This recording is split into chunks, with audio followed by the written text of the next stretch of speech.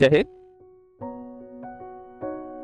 हिंदी में अगर आप बाल लीला नामक पाठ पर परियोजना बनाना चाह रहे हैं तो आप इस प्रकार से बना सकते हैं।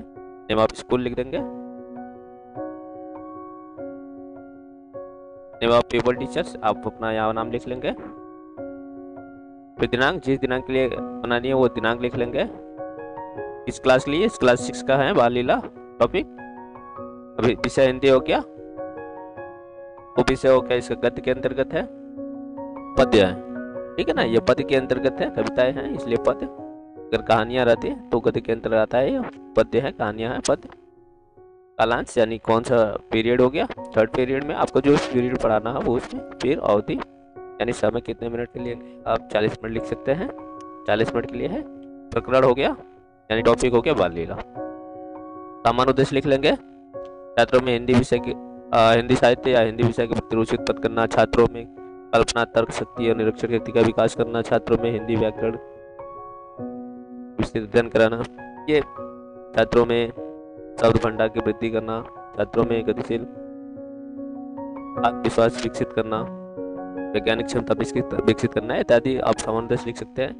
विशेष उद्देश्य आप लिख लिए, इस प्रकार से आप देख सकते हैं। विशेष उद्देश्य लिख लेंगे, नहीं तो आप विशेष उद्देश्य में ज्ञानात्मक, भावात्मक, क्रियात्मक के अंतर्गत भी लिख सकते हैं कि छात्रों में बाल लीला पाठ का, छात्रों को बाल लीला पाठ को अपने शब्दों में परिभाषित कर सकेंगे, छात्र बाल लीला नामक पद्य को रिकॉल कर सकेंगे।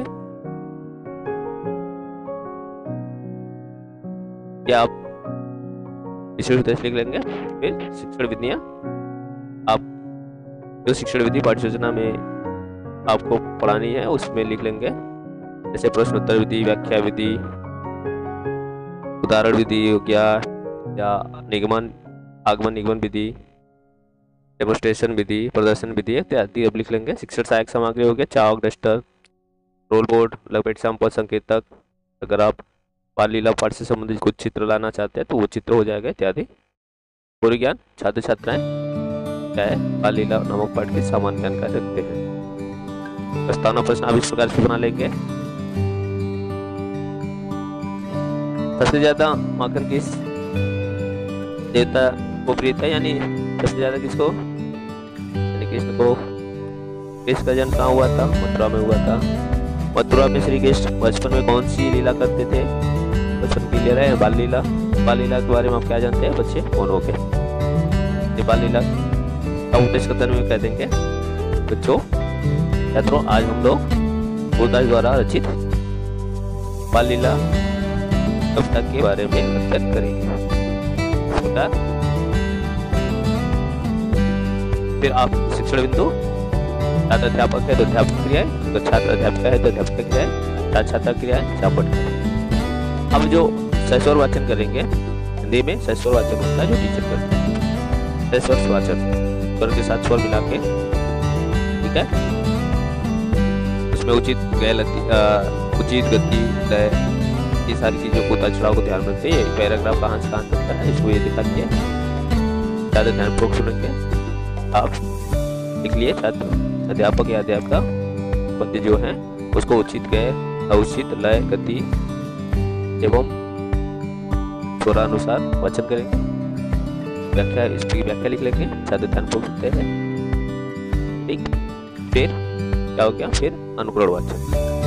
विद्यार्थी क्या करेंगे, अब उस अनुकरण वाचन करने के लिए विद्यार्थी कहेंगे, विद्यार्थी उसका अनुकरण वाचन करेंगे। कठिन शब्द तो अर्थ है, जो कठिन शब्द उसमें से है आप उसको लिख लेंगे, विद्यार्थी उसको अपनी कॉपी में लिखेंगे। भावोद्वेगों प्रश्न, हमने जो व्याख्या समझाया था उससे कुछ प्रश्न कर लेंगे। यहाँ पे आपने प्रश्न किया, इसका उत्तर यहाँ लिख लेंगे। प्रकार हो गया कठिन शब्दावली जो था, आप शैम्पुल में लिख दिए। फिर दूसरा स्टेंजा पे आएंगे, दूसरे पैराग्राफ पे, फिर वही सस्वर वाचन करेंगे। दूसरे पैराग्राफ पे यहाँ पे आपने किया सस्वर वाचन, कहाँ से कहाँ तक करना है वो लिख लिया, छात्र ध्यानपूर्वक सुनेंगे। व्याख्या कर लिया, यहाँ पे व्याख्या उसकी जो भी आपको लगता है कुछ सैंपल लिखना है यहाँ पे लिख दिए। फिर विद्यार्थी क्या करेंगे, अनुकरण वाचन यहाँ पे लिख देंगे, छात्रों को अनुकरण वाचन करने के लिए कहेंगे। फिर कठिन जो शब्द है सब लिखेंगे। अब ये अनुकूल वाचन विद्यार्थी करेंगे तो आप ध्यानपूर्वक सुनेंगे तो देखेंगे इस प्रकार से बच्चे अनुकूल वाचन कर रहे हैं।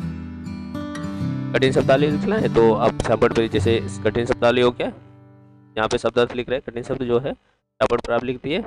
फिर भावबोधात्मक प्रश्न यानी बोधात्मक प्रश्न करेंगे। यहाँ पे बच्चे अपने कॉपी में लिखेंगे, आपने प्रश्न किया, बच्चे उत्तर दिया, या प्रश्न किया उत्तर, यानी कि बच्चों का मूल्यांकन कर रहे हैं।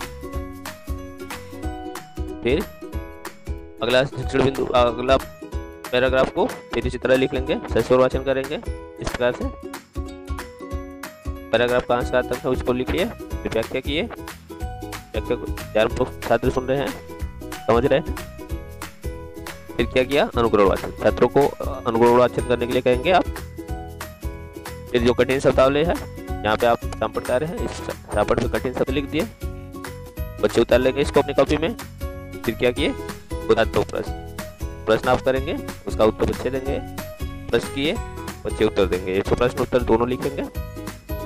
फिर निरीक्षण कार्य, यहाँ पे क्या किया, निरीक्षण कार्य लिख लेंगे यहाँ पे, ठीक है। छात्र अध्यापक कक्षा में घूम घूम कर निरीक्षण कार्य करेंगे। मूल्यांकन प्रश्न, पूरे पाठ का मूल्यांकन या रिपीटेशन क्वेश्चन, यहाँ पे कुछ प्रश्न लिख लेंगे। फिर लास्ट में क्या करेंगे, होमवर्क। लास्ट में यहाँ पे क्रिया लिख लेंगे, होमवर्क। सुझाव के लिए कुछ पॉइंट, सुझाव हेडिंग डाल के छोड़ देंगे। जब सुपरवाइजर निरीक्षण कार्य करते हैं यानी कि ऑब्जर्व करते हैं तो यहाँ पे आपको फीडबैक प्रदान करते हैं। फिर आप यहाँ पे अपना हस्ताक्षर कर लेंगे। फिर पर्यवेक्षक के हस्ताक्षर के लिए यहाँ पे लिख के छोड़ देंगे, पर्यवेक्षक हस्ताक्षर कर देंगे। तो इस प्रकार से हिंदी पाठ में जो अगर बाल लीला नामक पाठ पर पाठ्य योजना बनाना चाहते हैं तो इस प्रकार से आप बना सकते हैं। चैनल को सब्सक्राइब जरूर कर लें ताकि किसी भी प्रकार की कोई भी वीडियो इस चैनल के माध्यम से बने तो वो सबसे पहले आप तक पहुंच जाएगा।